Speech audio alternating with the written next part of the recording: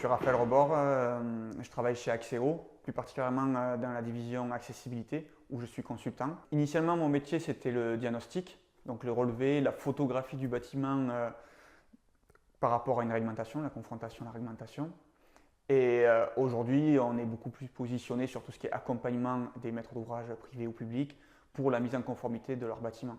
Pour être un bon consultant accessibilité, il faut de l'énergie, beaucoup de rigueur, aussi un bon relationnel avec toute l'équipe parce que chaque projet n'est pas que le projet d'une personne, c'est toute l'agence qui est concernée, voire les collègues d'autres agences ou du siège.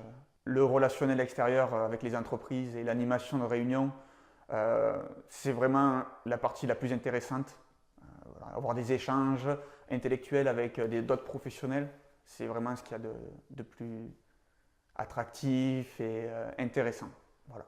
Après, la partie conception a aussi beaucoup d'intérêt puisqu'il y a vraiment un gros projet intellectuel à mener sur comment trouver la bonne solution, comment mettre en conformité un bâtiment. Si je devais en choisir qu'une, donc, ça serait la gestion des missions de diagnostic sur les hôpitaux de Montpellier.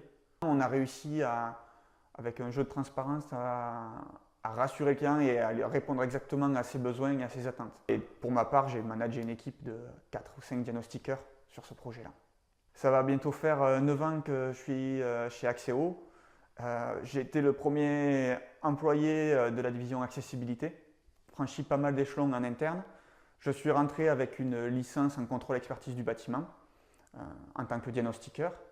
Très rapidement, j'ai fait mes preuves. Du coup, on m'a confié plus de missions, plus de responsabilités qui m'ont amené à devenir cadre. Ensuite, je suis devenu consultant, donc pour avoir l'ouverture sur d'autres projets, d'autres missions à tenir.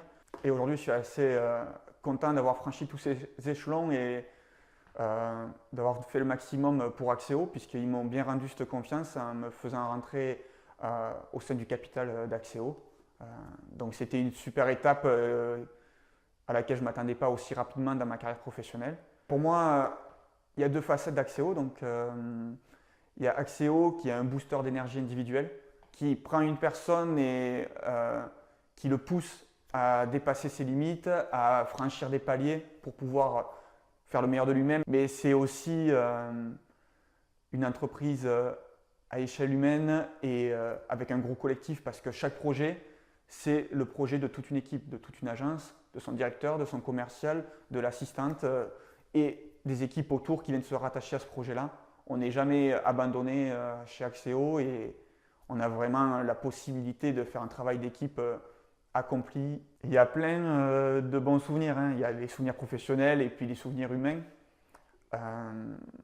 Sur le plan professionnel, c'était clairement une restitution devant une quarantaine de personnes et où je me suis fait applaudir à la fin et féliciter de l'étude qu'on avait tous réalisée.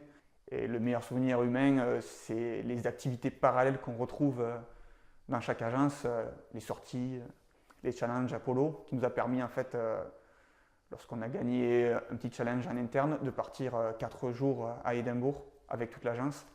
Et voilà, humainement, c'était vraiment très très fort. Mon avenir chez Axéo, je le vois rempli de défis, mais aussi encore, comme jusqu'à présent, rempli de bons moments professionnels, humains